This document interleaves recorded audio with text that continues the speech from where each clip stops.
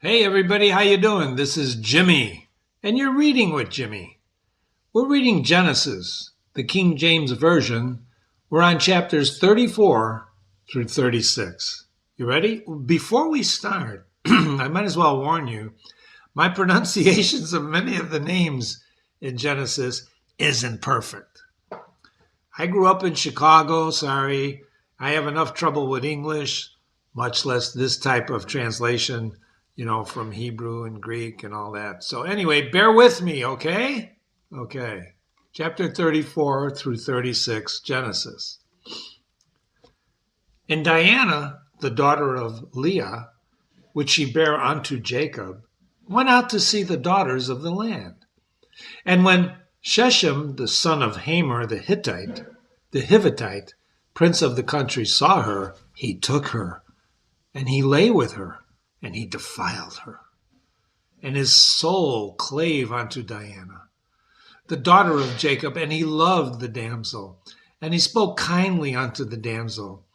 And Shechem spoke unto his father Hamor, saying, Get me this damsel to wife.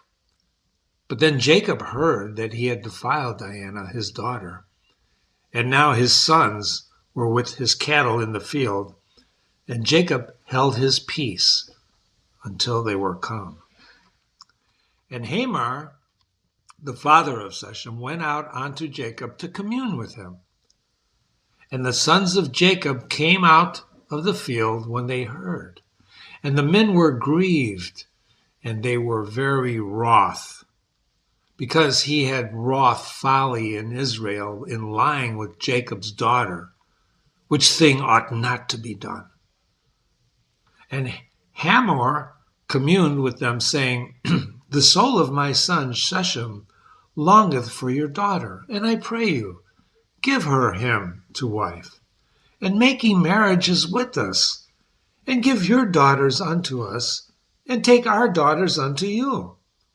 And then ye shall dwell with us, and the land shall be before you, and dwell and trade therein. You get you possessions therein. And Shechem said unto his father, to her father, and to her brethren, Look, let me find grace in your eyes, and what ye shall say unto me, I will give. Ask me never so much dowry and gift, and I will give according as ye shall say unto me. But give me the damsel to wife. And the sons of Jacob answered Shechem and Hamor his father deceitfully, and said, because he had defiled Dinah their sister, they said unto him, We cannot do this thing, to give our sister to one that is uncircumcised, for that were a reproach unto us. But in this will we consent unto you, if you will be as we, in other words, that every male of you be circumcised, well, then we will give our daughters unto you, and we will take your daughters unto us, and we will dwell with you, and we will become one people. But if you will not hearken unto us, and be circumcised, well, then we will take our daughter, and we will be gone. And their words pleased Hamor, and Shechem Hamor's son. And so the young man deferred not to do the thing, because he had delight in Jacob's daughter. And he was more honorable than all of the house of his father. And so Hamor and Shechem his son came unto the gate of the city, and they communed with the men of their city, saying, These men are peaceable with us. These men, meaning Jacob's men, right? And the Jacob's clan. Therefore, let them dwell in the land and trade therein. For the land, behold, is large enough for them. And let us take their daughters to us for wives, and let us give them our daughters. Only herein will the men consent unto us for to dwell with us, to be one people, if every male among us be circumcised, as they are circumcised. Shall not their cattle and their substance and every beast of theirs be ours? Only let us consent unto them, and they will dwell with us. And unto Hamor and unto Shechem his son hearkened all that went out of the gate of the city. And every male was circumcised, all that went out the gate of the city. And it came to pass on the third day, when they were sore, the two sons of Jacob, Simeon and Levi, Diana's brethren, took each man his sword, and came upon the city boldly, and they slew all the males. And they slew Hamor and Shechem his son with the edge of the sword. And they took Diana out of Shechem's house and went out. The sons of Jacob came upon the slain and spoiled the city, because they had defiled their sister. And they took their sheep and their oxen and their asses that was in the city and that was in the field, and all of their wealth, and all the little ones and their wives took they captive, and spoiled even that was in the house. They sacked the city. And Jacob said to Simeon and Levi, you've troubled me to make me stink among the inhabitants of this land, among the Canaanites and the Perizzites, and I, few in number, that they all gather themselves together now against me, and they slay me, and I shall be destroyed, I and my house.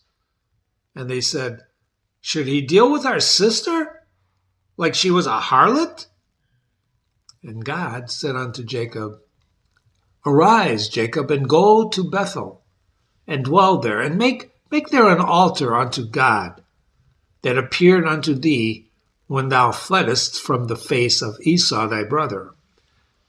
And then Jacob said unto his household, to all that were with him, put away those strange gods that are among you, and be clean. Change your garments, and let us arise and go to Bethel. And I will there make an altar unto God, who answered me in my day of distress, and was with me in the way which I went. And they gave unto Jacob all the strange gods that were in their hand, and all of their earrings which were in their ears. And so Jacob hid them under the oak which was by Shechem. And so they journeyed, and the terror of God was upon the cities that were round about them. And those cities did not pursue the sons of Jacob. And so Jacob came to Luz, which is in the land of Canaan, that is Bethel, and he and all the people that were with him. And he built an altar there, called the place called El Bethel, because there God appeared to him when he fled from the face of his brother. But Deborah, Rebekah's nurse, died, and she was buried beneath Bethel under an oak, and the name of it was called Alan Bakuth. Remember, I told you about my pronunciation, sorry. And God appeared unto Jacob when he came out of Paddan Aram, and blessed him. And God said unto Jacob, thy name is Jacob, and thy name shall not be called any more Jacob, but Israel shall be thy name. And he called his name Israel. And God said unto him, I am God Almighty. Be fruitful and multiply. A nation and a company of nations shall be of thee. Kings shall come from thy lines.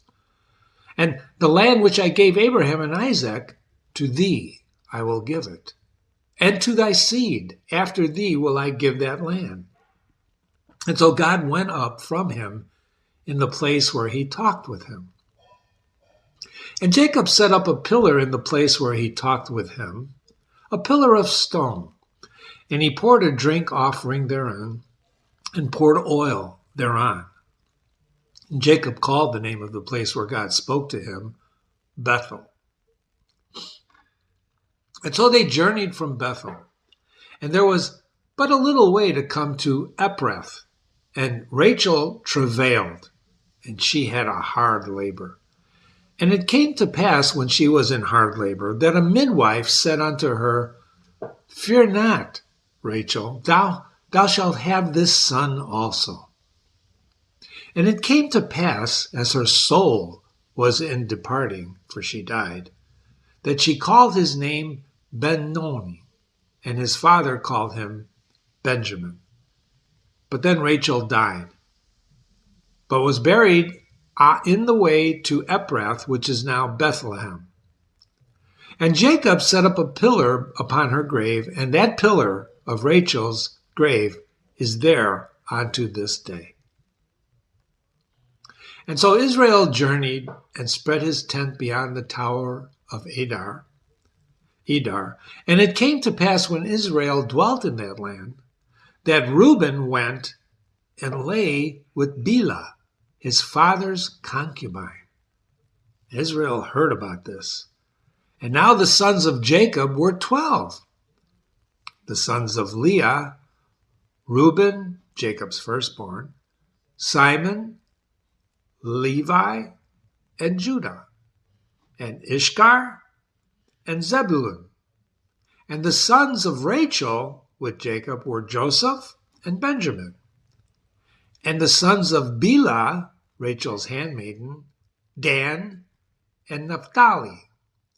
And the sons of Zephal, Leah's handmaiden, Gad and Asher. These are the sons of Jacob that were born to him in Padan-aram. And so Jacob came unto Isaac his father, unto Marn, to the city of Arba, which is Hebron, where Abraham and Isaac sojourned. And these days of Isaac were 180 years. And then Isaac gave up the ghost and died, and was gathered unto his people, being old and full of days, and his son Esau and Jacob buried him. Now these are the generations of Esau, who is Edom. Esau took his wives of the daughters of Canaan, Adah, the daughter of Elon the Hittite, and Abamama, the daughter of Anah, the daughter of Zebeon the Hivitite. And Bashmath, Ishmael's daughter, sister of Nabal. And Adah bare Esau Elipaz, and Beset bore Rol. And Alibama bore Jesu and Jalem and Korah, and these were the sons of Esau, which were born to him in the land of Canaan. And Esau took his wives and his sons and his daughters and all the persons of his house, his cattle and all the beasts, all the substance which he had got in the land of Canaan. And he went into the country from the face of his brother Jacob. For the riches were more than they might dwell together, and the land wherein they were strangers could not bear them because of their cattle. So thus dwelt Esau in Mount Seir. Esau is Edom. They like double names here. Jacob, is Israel. Esau is Edom. And so these are the generations of Esau, the father of the Edomites in Mount Seir. These are the names of Esau's sons. Elipaz, the son of Adah, the wife of Esau. Raul, the son of Basemath, the wife of Esau. And the sons of Eplitz were Taman, Omar, Zeppo, Gatam, and Kenaz. Now you notice Jimmy is writing over here countdown. Here. I'm saying countdown because we're going to have to draw this out so you can follow. It's like a who's who of the Bible. But we'll do that in our analysis. Just follow along with the reading now. And Timnah was a concubine to Elpizah, Esau's son. And she bore Elpazaz, Elmech, and these were the sons of Adah, Esau's wife. And these are the sons of Reuel, Nathan, and Sarah, and Sham, and Mizah. Those were the sons of Basemath, Esau's wife. And these were the sons of Abelmama, the daughter of Anah, and the daughter of Zephah, Esau's wife. And she bore Esau Jesu, Jalem, and Korah. And you'll notice they start repeating this because we met these guys before, right? Part of repetition is part of Genesis. And we'll explain that in the analysis, why they keep repeating some things. Don't forget this was oral tradition. This wasn't always written. These were the dukes, the sons of Esau. Remember, they were talking about having kings and, royalty. And the sons of Eplaz were the firstborn son of Esau, Duke Teman. And we saw that already. He was mentioned here earlier. Duke Omar, Duke Zepho, Duke Kenaz, Duke Korah, Duke Edom, and Duke Eplach. And these were the dukes that came of Eplaz in the land of Edom. These were the sons of Ada. And these were the sons of Raul's Esau's son, Duke Nathan, Duke Zerah, Duke Sham, Duke Mizah. These were the dukes that came of rule in the land of Edom. And these are the sons of Basma, Esau's wife. Now these are the sons of Aliboma, Esau's wife, Duke Jesus, Duke Jalem, Duke Korah, and these were the dukes that came from Alibama, the daughter of Anah, Esau's wife. These are the sons of Esau, who is Edom, and these are their dukes. I know that's troubling to read that sometimes, but just read along with me. Pause if you need me, and rewind a little bit if you'd like, but just keep reading with me. There's a reason this is going on. These are the sons of Seir the Hortite. Now suddenly we're changing pattern here. Seir the Hortite, who inhabited the land.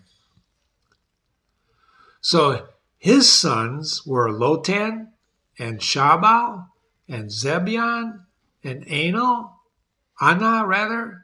and Dishan, and Ezer, and Dishan, spelled with an A instead of an O. These are the dukes of the Hortites, the children of Seir in the land of Edom. And the children of Lotan were Hori, Haman, and Lotan's sister was Timah.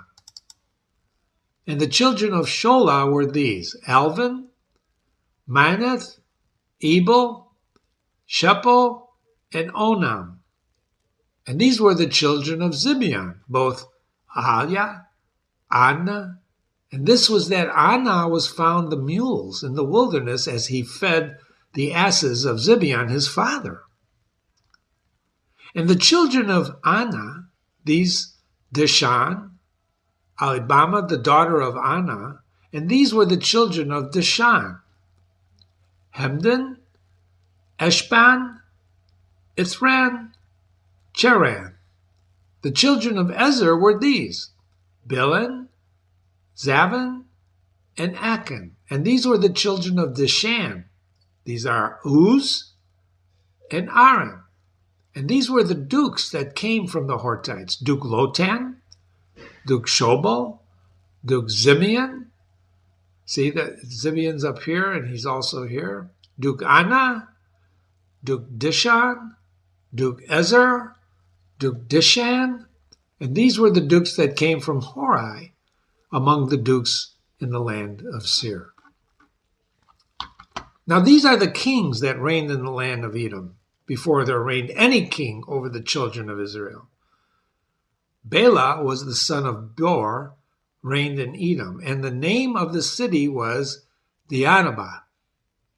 And Bela died, and Joab, the son of Zerah and Zobekah, reigned in his stead.